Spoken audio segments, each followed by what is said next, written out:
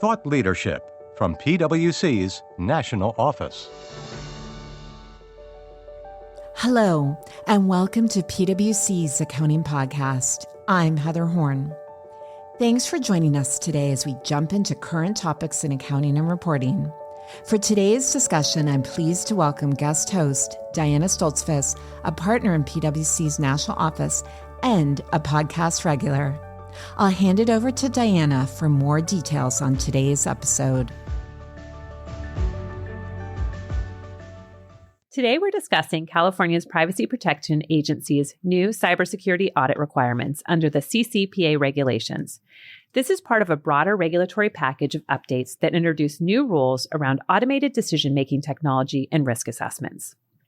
In this episode, we'll focus on the cybersecurity audit requirement, who may be subject to it, why scoping and auditor independence require careful planning, and how companies may be able to build on the work that they've already completed. Joining me today are Mark Cornish, a partner in PwC's Digital Assurance and Transparency practice, and Chris Santucci, a partner in PwC's Cyber, Data, and Technology Risk practice. Thank you both so much for joining me today. So Mark, maybe we'll start with you and we'll start with the basics. So what is the new cyber audit requirement? Thank you, Diana. So this is a new recurring independent audit of a company's cybersecurity program that requires auditor and executive attestation. It's important to understand, though, that this is not a self-assessment. This is something new. It's not simply another privacy policy or consumer notice requirement. It introduces a recurring independent audit of the company's cybersecurity program. The audit report itself must identify relevant gaps or weaknesses, and management should document remediation plans and expected resolution timeframes for any matters arising. A member of executive management must certify completion of the audit to the CCPA, also known as Cal Privacy, under penalty of perjury. Oh, wow. Meeting the requirement require coordination across many functions. I think this is what also that makes this really different, to be honest, at the end of the day, is that it needs coordination across privacy, cybersecurity, legal, internal audit, finance, procurement, technology, and business leadership. So it's really like across the entire organization. Exactly.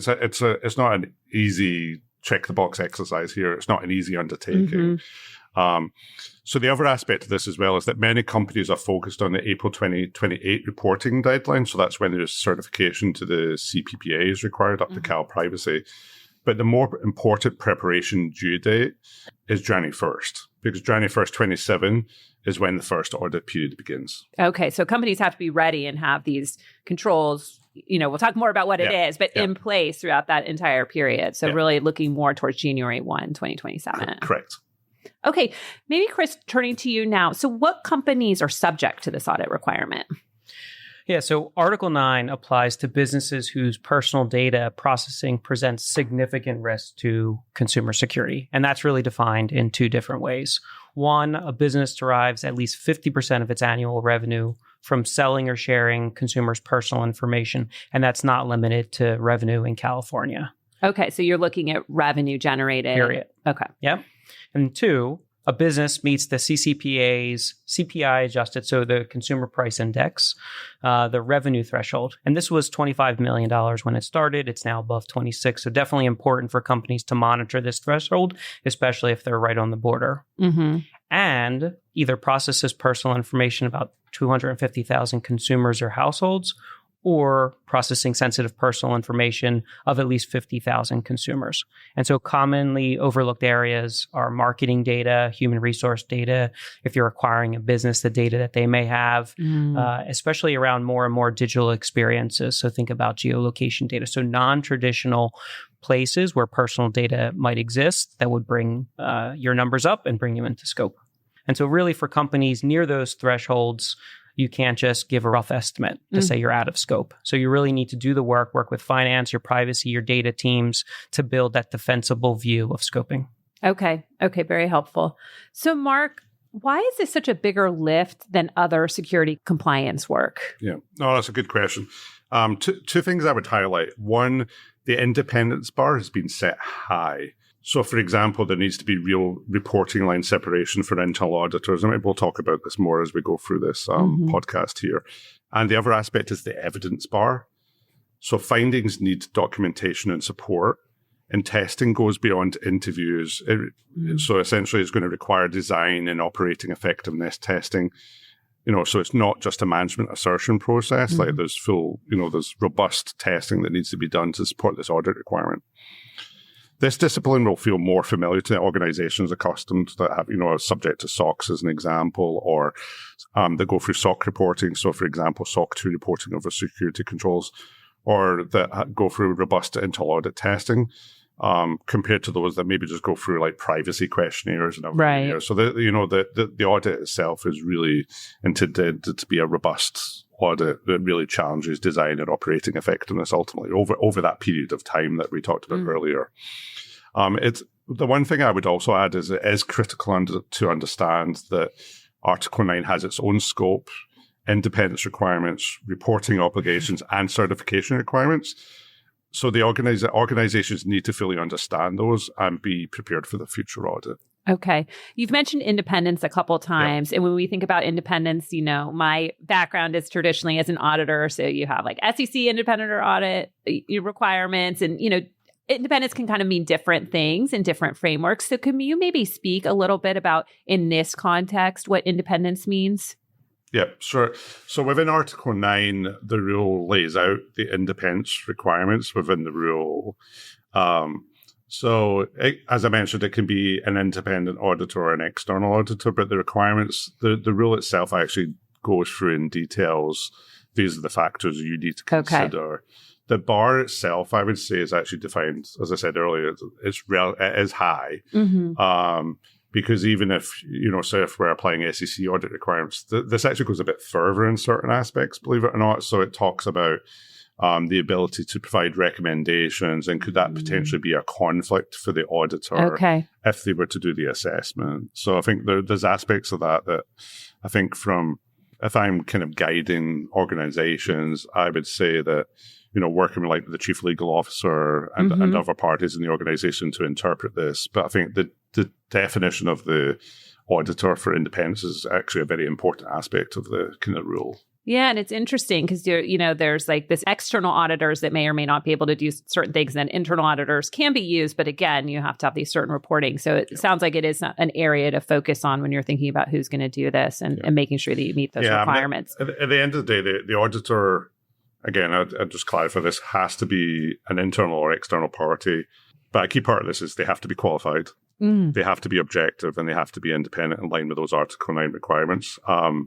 So as I said before, the auditor cannot participate in activities that can compromise independence. So that includes you can't develop documents or procedures related to the cyber program, or you can't implement or maintain certain parts of the program, which may seem obvious to many of us. But the part of it that's kind of even more restrictive is talks about the auditor can't be making recommendations beyond articulating audit findings. So even like a potential recommendation may create a potential audit conflict. Sounds complicated. Yeah. Okay. Well, that was very helpful. Maybe, Chris, turning to you and changing the subject a little bit, why should executive CFOs be focused on this new audit requirement? I think primarily because it's not just a cyber or privacy issue. We're really talking about enterprise governance, enterprise risk, and it needs the proper investment. So the finance leaders that are on the podcast today, they understand annual compliance cycles, control testing, evidence levels. These are things that are very common today. They understand the discipline, the rigor that's needed. And so the CFO should be asking, are we in scope? What can we leverage? Who's on first for a lot of these activities from an accountability perspective? Do we know that we have big gaps in the requirements? How are we approaching remediation, et cetera? And as well as who's actually going to do the certification, and are they properly prepared for that? Right.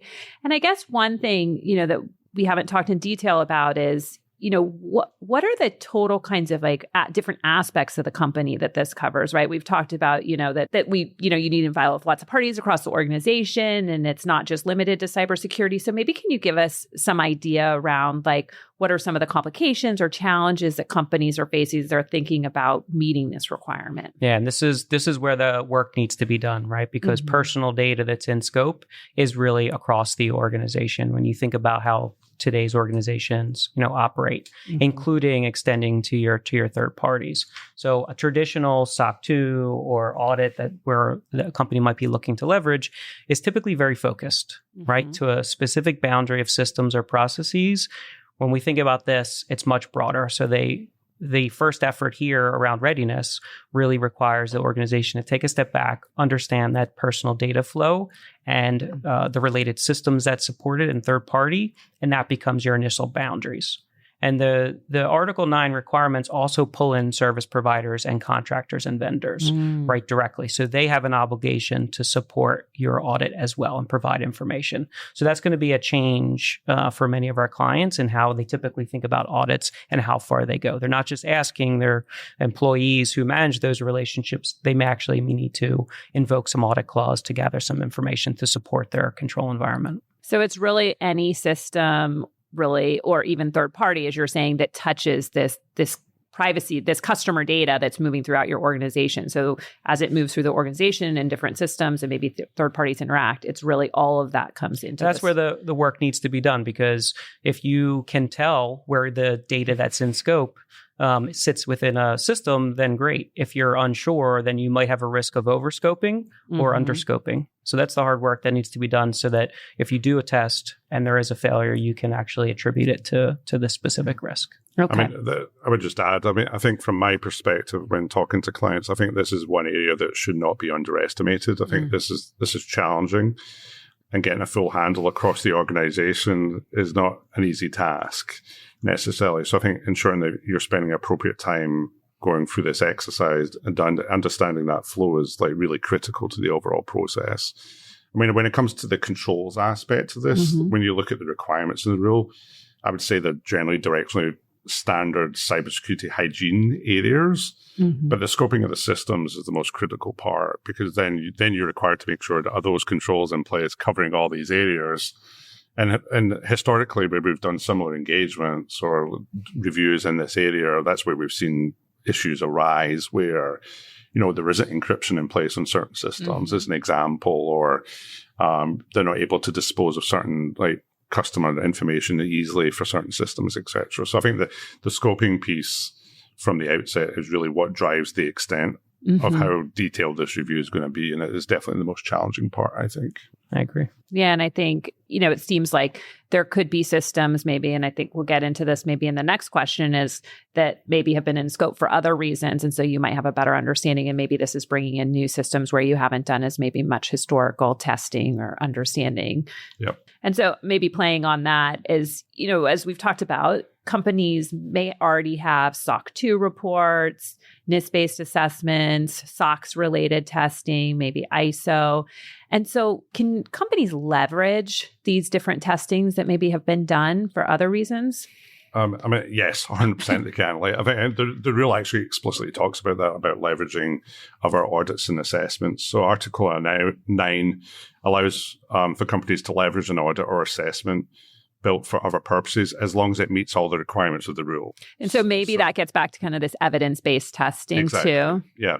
So if you're having as an example, a SOC 2 covered, that may cover, generally we're seeing probably 60 to 70% of the controls that may be required overall for this cyber audit. But there's also a delta there in terms of systems, because as an example, a SOC 2 normally may only cover 20, 25 systems. But if you've defined 100, 200 systems in scope for this rule, there's obviously a delta there as well. So really what's expected is that the client organization should go through an assessment to understand that mapping in terms of what can potentially be leveraged and really what the delta is. And also the question becomes how do you get coverage and get comfortable throughout the calendar year period, which is the requirement of the rule, because not all those reports are going to align with that period as well. So, a NIST, giving another example, and this comes up a reasonable bit, a NIST CSF maturity assessment. Many of our clients get those done. We have had some conversations with clients where they're like, oh, we should be good. We have a maturity assessment. And we're like, well, it's a bit more complicated than that. Right. I think that's a great starting point to highlight your cyber audit needs. However, our clients really need to go deeper than that and perform evidence-based audit procedures at a level sufficient to support auditor findings. And that really, at the end of the day, what does that mean? That includes sample testing across the environment of controls to make sure they are designed and operating effectively over that period. So. And it's efficiency opportunity as well, right? We're encouraging clients not to start over, given the regulation allows you to leverage this testing, but also don't assume that you have the right coverage if you have a number of these reports in place already today. So we're encouraging doing that mapping early to identify the testing that's already been done, mapping out the scope, the time periods, all of these different items, and then identify where there's gaps where you have to do testing. And even if you find that you can leverage those reports, the auditor might need to supplement. Finance leaders are very aware of using the work of others and the standards that you need to follow. So you might need to supplement some of the existing testing as well. Okay, making sure it meets the requirements of this exactly. regulation. I mean, at the end of the day, every client and organization is different. And, so that's why this needs to go through a thoughtful process from the outset to really ensure you're defining a scope, identifying leverageability, thinking about, next steps and how do you address gaps, etc. So it's again, we couldn't highlight more like this is not an easy undertaking, right? Being prepared for this.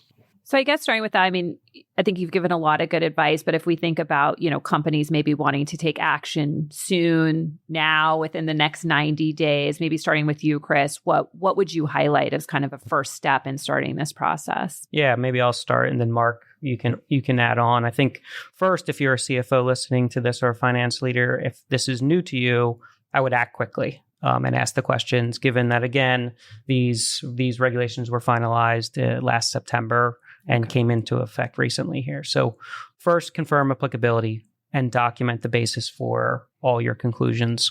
Second, establish the right governance and accountability structure. So think privacy, cyber, legal, IT, internal audit, et cetera, all the impacted parties, get them on board with the scope and the effort and making sure that everybody's accountable. Third, really make sure, as we've been talking about today, define the scope, right? Where is the data that's applicable to CCPA Article 9, right? Where is that information being processed? And don't forget about your vendors and third parties. And then you're really setting that boundary for everything to come in your audit program. Mark? Yeah, I would say that the next stage after that is to perform some form of readiness assessment, including evidence reviews. Again, we keep talking about evidence. Evidence is important. If you can't prove it, if there's no it's support, not supported. It's right? not supported, exactly.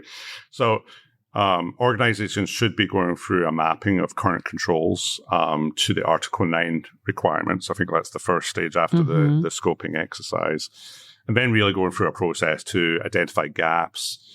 And obviously then, assuming there are gaps, which most likely will occur across most of these reviews, we suspect, then determine what are the remediation plans that need to be in place to address those gaps. Ideally trying to remediate prior to the start of the audit period. The one other thing I would say, though, is the organization should also decide early who's actually going to perform the audit. So who's going to perform the audit for that calendar year 27? Independence questions can affect both readiness support and the eventual assurance model that you adopt. So that really shouldn't be deferred. I mean, I think there's various ways that an organization can approach this, whether it's using internal audit or external audit, but I really think that's something organizations really should be thinking about now and shouldn't leave that to a 27 question. Right. Especially given the volume of organizations that are going to fall into the first wave, trying to get ahead, especially if you want to go external or need internal support, there's going to be a race to find the right provider for you. And Mark, one more thing to add, also preparing the executive who will certify. And that might be a different role within different organizations. But that person definitely needs a governance process that provides timely visibility into the scope, findings, remediation efforts, and auditor independence, not just a package deliverable at the last second. Okay, maybe Chris, anything from the privacy program side that you'd want to add? I think it's a collaboration between all the different stakeholders that we mentioned earlier, right? And when we talk about identifying the boundaries of personal data, there's nobody better than the privacy team to understand that. They've been data flow mapping for years for different regulations globally. They should be your first stop. Second, I'd say make sure to involve the service providers early. Have conversations. Do you have the right to audit? Are they aware of these requirements and the timelines so that you're not asking those questions late in the audit period or even after the audit period? Okay. I think that's a great point. Well, as we wrap up our conversation here, maybe any last thoughts? I'll turn Mark first to you. Sure. Yeah. So I think 3 things that I would kind of highlight here. First of all, organizations should be treating this like a new regulatory audit requirement. I mean, essentially that's what it is, and it might sound obvious, but treat it like with importance. Early scoping and, performing assessments around this, getting prepared for the rule can save a significant amount of time and pain later. So I think that's point number 1 that I would highlight.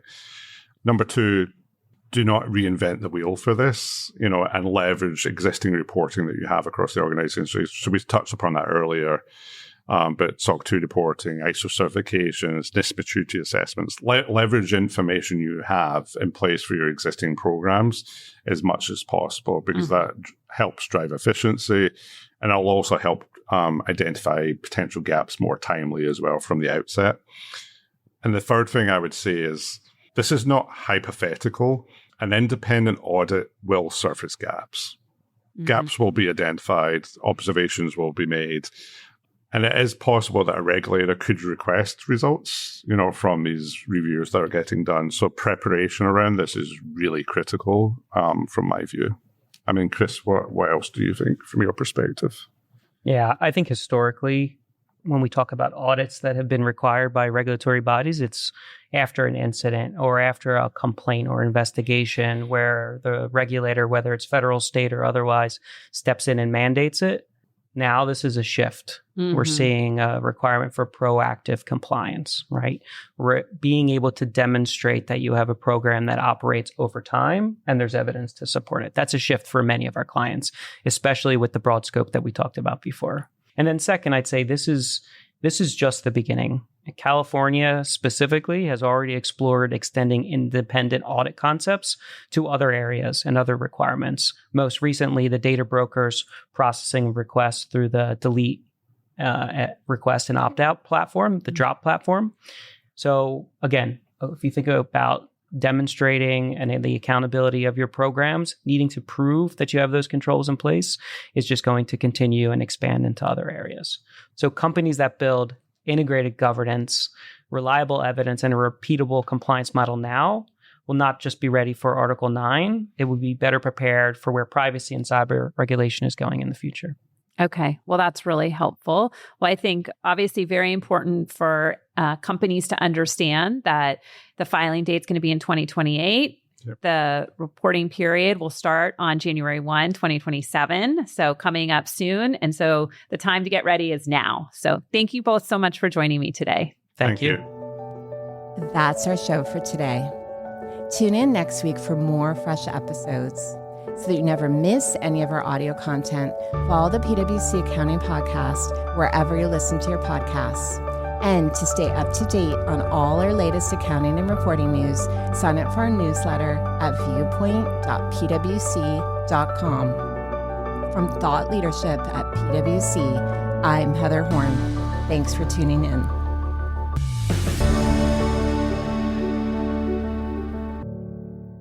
This podcast is brought to you by PwC, all rights reserved.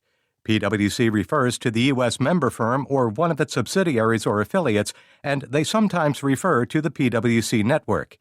Each member firm is a separate legal entity. Please see www.pwc.com/structure for further details. This podcast is for general information purposes only and should not be used as a substitute for consultation with professional advisors, including accountants and lawyers.